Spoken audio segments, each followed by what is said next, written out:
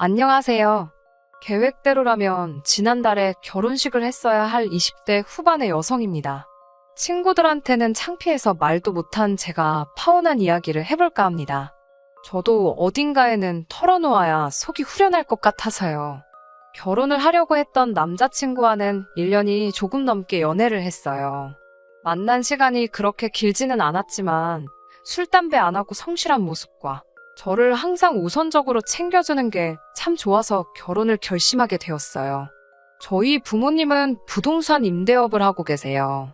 그렇다고 해서 한 달에 몇 천씩 버는 그런 건 아니고 저를 포함한 세 식구 먹고 사는데 부족함이 없을 정도고요.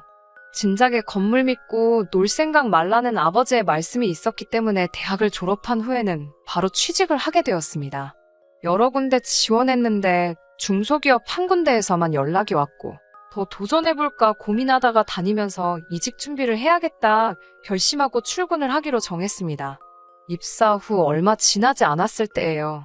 제가 들고 다니던 가방들을 유심히 보던 한 여자 선배가 그것들 다 가짜냐고 좋아 보인다고 어디서 샀냐고 묻더군요. 어이가 없어서 부모님이 사주신 진짜라고 하니 부모님이 돈이 많냐고 또 시비를 걸어왔어요. 자꾸 신경을 긁어대니 저도 그냥 건물 몇 개 가지고 계신 건물주라고 했는데 그게 화가 되어 돌아올 줄은 몰랐네요. 이후로 동료 중 몇몇이 저더러 서민 체험하려고 일하냐며 비아냥거리더니 툭하면 저더러 밥 사라 술 사라 그러더군요. 한마디로 절 호구로 생각했던 거예요. 당시만 해도 처음 하는 사회생활에 거절도 잘못하는 성격이라 답답하게 당하기만 하다가 결국 회사 다니면서 이직은 포기하고 그만두고 1년을 더 준비해서 지금의 직장으로 옮기게 되었습니다.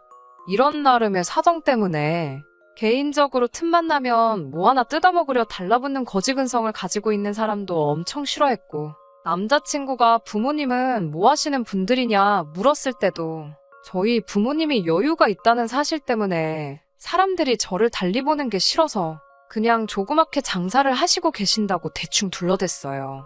남자친구의 경우 연금으로 생활하시는 부모님과 2살 많은 누나가 있었어요.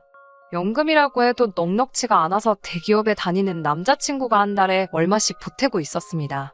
누나의 경우 첫 번째 결혼에 실패하고 지금은 혼자 아이를 키우고 있었고요. 결혼 이야기가 본격적으로 나오면서 남자친구와 저는 서로 재정 상태를 오픈하게 되었습니다. 남자친구는 4천만 원을 모아둔 상태였고 저는 3천만 원과 외제차 한 대가 있었어요.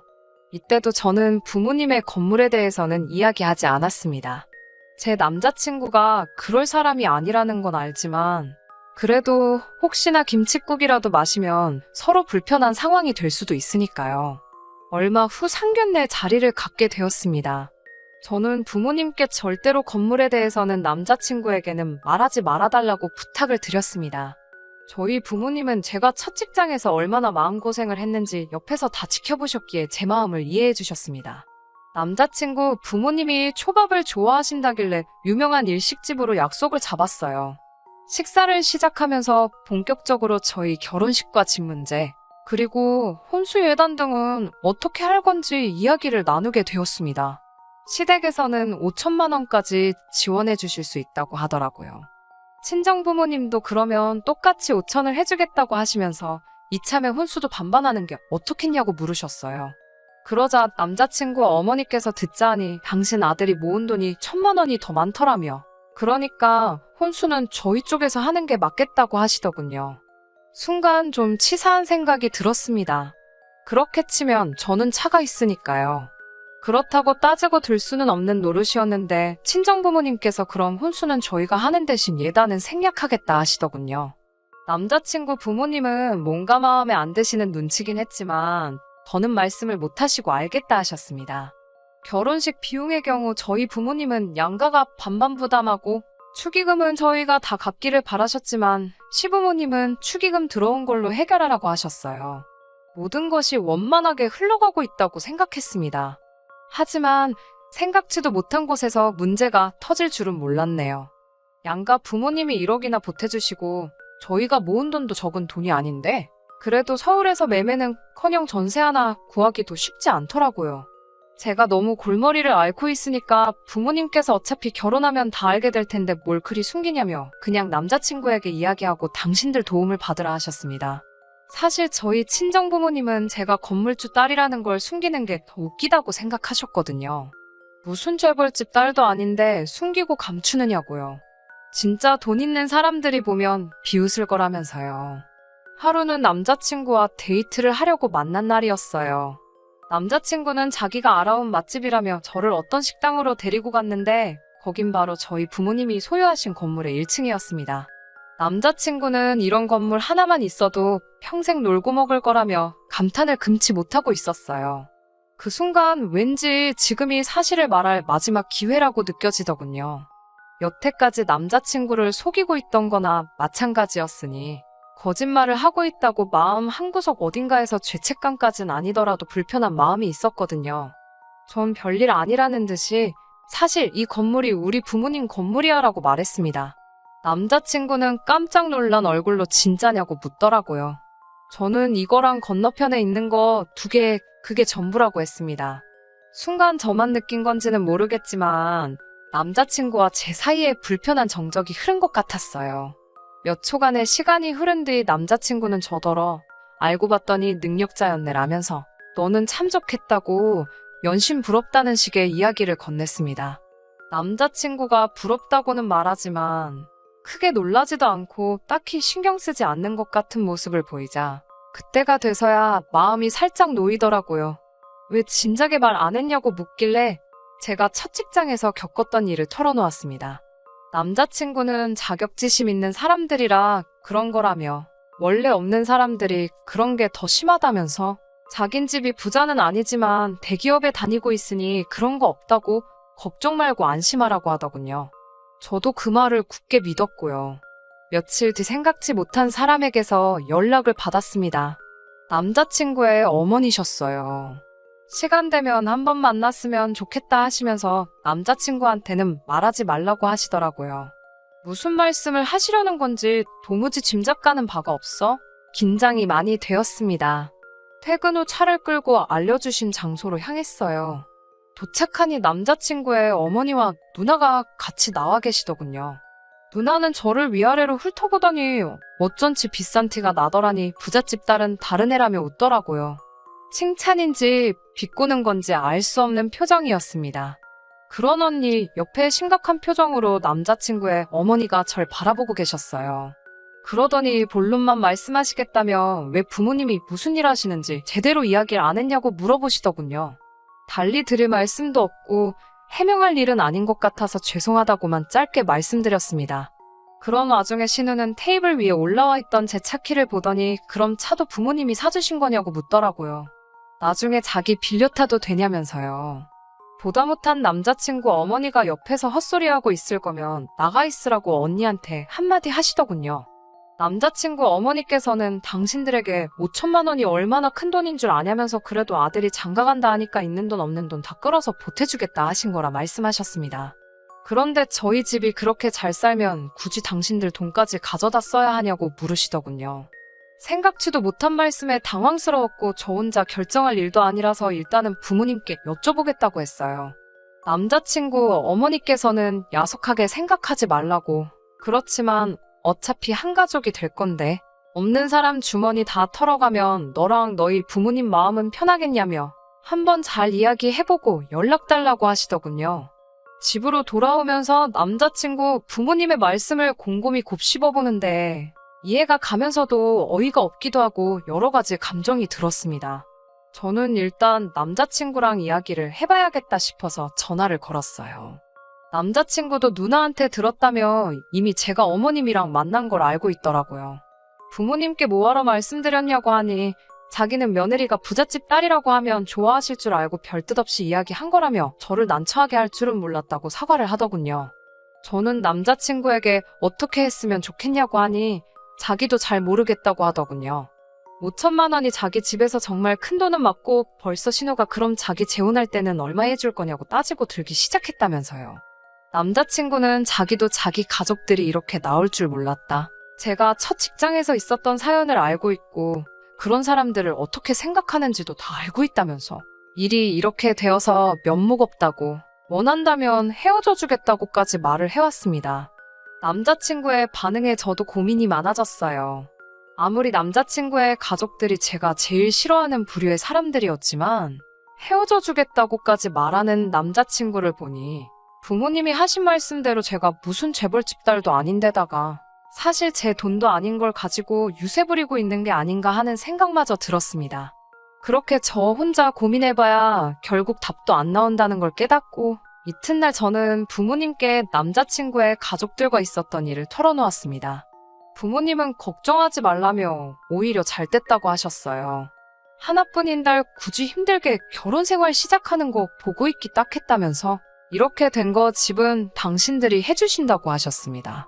저는 서울 외곽의 작은 평수 아파트면 좋을 것 같다고 부탁드렸네요.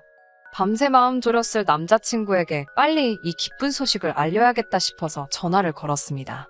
남자친구는 예상대로 정말 잘 됐다며 저에게 몇 번이고 고맙다고 하더라고요. 조만간 저희 부모님께 인사드리러 오겠다면서 자기는 정말 행운아인 것 같다고요.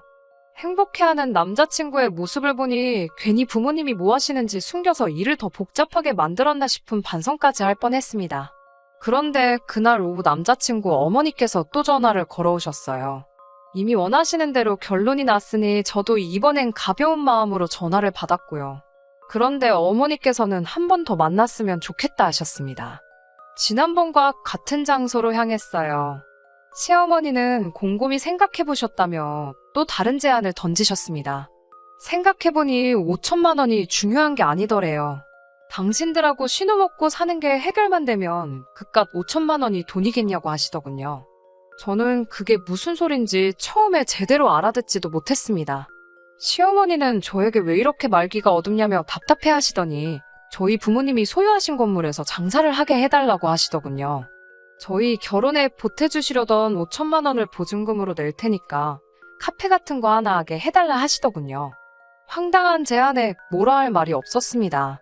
그건 안 될 것 같다고 하니까 저더러 네 건물도 아니고 네 부모 건물인데 왜 네가 안 된다고 하냐며 발끈하시더라고요. 제가 이건 부모님께 여쭤볼 가치도 없는 질문이라고 남자친구도 지금 이런 얘기 저한테 하시는 거 알고 있냐고 물었습니다. 그리고는 남자친구에게 전화를 걸어 지금 빨리 오라고 했어요. 약속 장소가 남자친구 회사에서 멀지 않은 곳이었거든요. 저와 어머님이 같이 있다고 해서인지 불이 나게 왔더군요.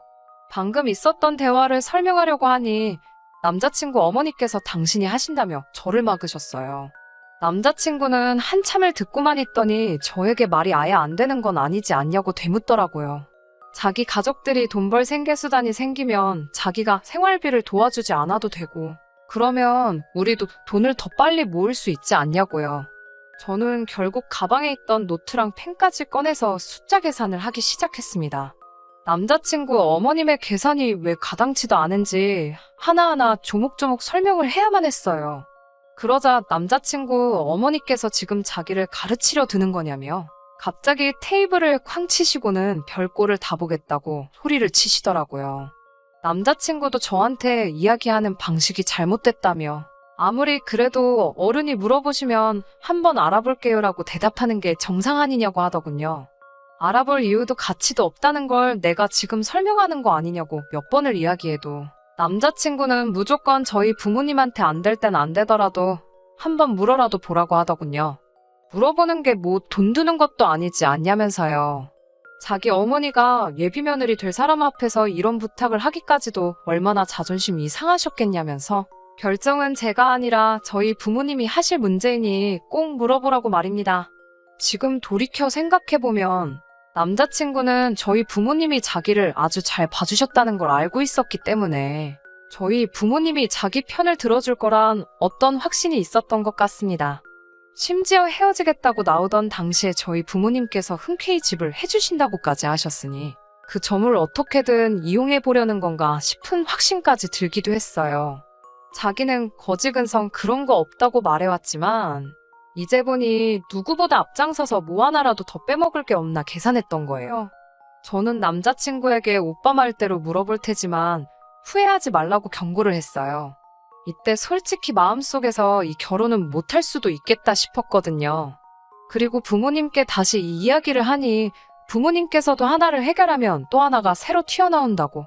솔직히 장사하게 해주는 건 어려운 일이 아니지만 보아하니 이것도 해준다고 하고 나면 다음에는 또 뭔가를 해달라고 할 것 같다 하시며 이 결혼 꼭 해야겠냐고 물으셨어요. 저도 정신적으로 지친 상황이었고 이미 이젠 더 이상 남자친구가 저희 부모님이 가지고 계신 것에 아무 관심도 없는 게 아니라 그걸로 어떻게 한몫 챙겨보려는 지 가족들과 한통속이라는 사실을 깨달았기에 더 이상 그 어떤 미련이 남아있지도 않았거든요. 그래서 부모님의 뜻 때문만이 아니라 저도 이 결혼은 아무래도 아닌 것 같다고 그냥 안 하겠다고 했습니다. 부모님은 현명한 선택을 한 거라면 남자친구하고 잘 정리하라고 제 어깨를 다독여 주셨어요. 차마 남자친구를 마주하고 헤어지자 소리를 할 자신이 없어서 문자로 그냥 결혼은 없던 일로 하자고 보냈습니다. 그러자 남자친구가 많이 놀랬는지 당장 저희 집 앞으로 오겠다 하더라고요. 저는 그럴 필요 없다고 정나를 한 번 더 봐야겠다면 헤어지는 마당이지만 남자친구가 저를 찾아올 게 아니라 제가 직접 찾아가겠다고 했어요. 쉽게 정리할 수 있을 거라고 생각한 적은 없지만 이렇게 끝까지 저희 집까지 찾아오겠다며 매달리는 남자친구를 보니 남자친구는 어떻게든 제 마음을 다시 돌려 이 결혼을 성사시키고 싶어 한다는 느낌이 들었습니다. 어떻게든 제가 직접 단판을 짓지 않는 한 이 상황이 끝나지 않겠다는 확신이 들었어요. 다음날 남자친구 본가에 도착했는데 분위기가 남자친구 부모님이나 누나는 제가 헤어지자고 한 걸 모르는 것 같았습니다. 좋은 소식을 가지고 왔겠지라며 카페가 날까 식당이 날까 그런 소리들을 하고 있었으니까요. 왜 자기 가족들한테 미리 설명하지 않았는가 싶더라고요.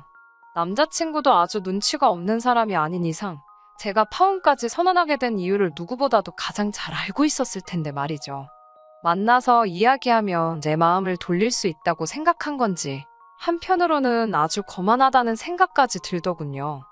자기들끼리 신이 나서 행복회로를 돌리고 있는 꼴을 보다 못한 제가 오늘 여기까지 찾아온 건 결혼은 없던 일로 하고 파혼하기 위해 찾아왔다는 사실을 말했습니다. 그러자 남자친구가 자기랑 얘기도 안 하고 오자마자 그 말부터 꺼내는 법이 어딨냐며 자기가 자기 가족들을 잘 설득해보겠다고 매달리더군요. 그제서야 상황 파악이 된 건지 남자친구 어머니께서는 혹시 상가해달라고 했던 것 때문에 그러는 거냐며 치사하고 더러워서 하란데도 이제 안 할 거라 하셨습니다. 안 해줄 거였으면 처음부터 안 된다고 하지 사람 잔뜩 기대하게 만들어 놓고 이게 다 뭐냐며 짜증을 내더라고요.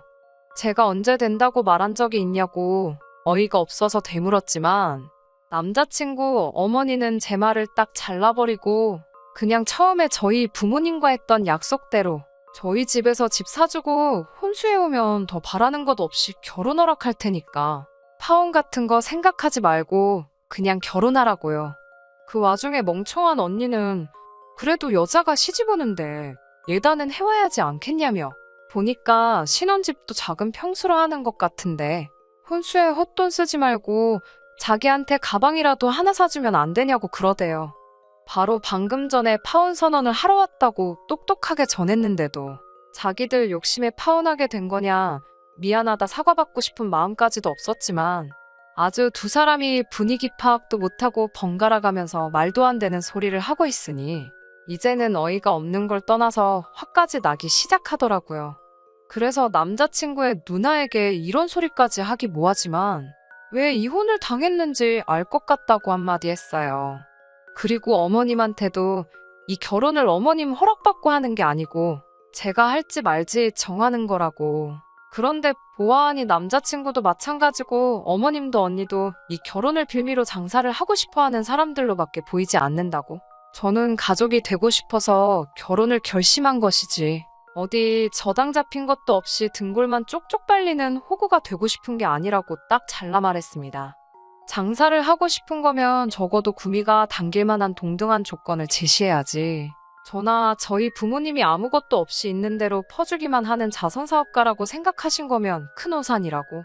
저도 손해보는 장사는 하기 싫다고 말하고 앞으로 어떤 식으로든 연락하거나 저를 찾아오지 말아달라 한마디 더 쏘아붙이고 자리에서 일어났습니다. 남자친구 어머니는 자존심이 상한 건지 저보고 말하는 꼬라지 좀 보라고 하면서 제가 마음을 고쳐먹고 다시 결혼해달라고 찾아와도 허락해주지 않을 거라고 호통을 치시더라고요. 그래서 저도 그게 제가 바라던 바라고 그럴 일은 절대 없을 테니까 안심하라고 웃으면서 한마디 해주고 집으로 돌아왔네요. 두 번의 기회는 없을 거라고 큰소리치던 어머님의 말과는 다르게 남자친구는 끝까지 제 마음을 돌리려 애를 쓰더군요. 제가 다니는 회사까지 찾아오고 퇴근 시간 맞춰서 저희 집 앞에서 저를 기다리고는 제가 자기 인생의 동아줄이었다는 둥, 희망의 불빛이었다는 둥, 통하지도 않을 헛소리를 하면서 계속해서 저를 찾아왔습니다. 이래서 뭐가 달라지겠냐고, 오빠네 어머니가 한 말이 기억 안 나냐, 어차피 이제는 어머니가 허락을 안 해주실 거다 했더니 가족들하고는 연을 끊을 테니 자기와 다시 시작하자고 아주 구차하게 매달리더군요. 내가 대체 뭐길래 가족들하고 연까지 끊냐고, 그럴 필요 없다고, 오빠야말로 집안의 기둥 아니겠냐고, 온 가족이 오빠만 바라보면서 사는데 남이 집 기둥 뽑아가면서까지 결혼할 생각 없다고 빈정대면서 몇 번을 찾아와도 마음 돌릴 생각 없으니 그만 가보라고 남자친구를 보냈습니다. 이런 식으로 자꾸 찾아오는 것도 불편하니 한 번만 더 찾아오면 저도 그냥은 넘어가지 않겠다고 으름장을 놓으니 그 뒤로부터는 찾아오지는 않았지만 날이면 날마다 저에게 마음이 좀 누그러졌냐며 연락을 해오길래 과감하게 제 연락처까지 바꿔버렸어요. 그리고 얼마 뒤에는 회사도 그만두었습니다. 머리도 식힐 겸 당분간은 여러 가지를 배워보며 제가 하고 싶은 일이 무엇인지 찾아보려고요. 부모님은 당신들 능력 닿는 만큼 제 뒷바라지를 해주시고 싶으시다며 하고 싶은 게 있으면 도전해보라고 절 응원해 주셨어요. 저도 마음가짐을 고쳐먹었습니다. 이렇게 좋은 부모님 밑에서 잘할 수 있는 행복을 감사하게 누리는 쪽으로요. 더 이상 저희 부모님이 건물 두 채를 가지고 계신다는 사실을 숨기지는 않으려고요. 다음에 만날 사람은 적어도 저나 저희 부모님이 가진 게 어떤 건지 미리 알고 있어도 그것에 욕심부리지 않는 사람이었으면 좋겠네요.